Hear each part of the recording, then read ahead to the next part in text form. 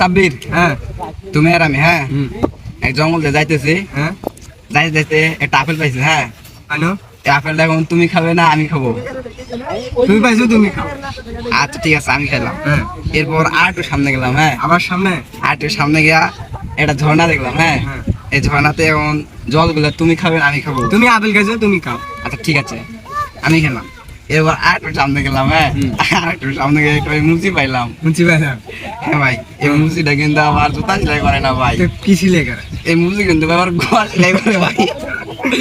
এ ভাই শোনেন, এরপর এই মুচি এখন তোমার ঘর সেলাই করবে না আমার ঘর সেলাই তুমি করবে? আপেল পানি খাইছো তোমার কয় ছিলে করবে? আচ্ছা ঠিক আছে, আমারটা সেলাই করলাম। এবার ভাই আরেকটু সামনে গেলাম ভাই, হ্যাঁ।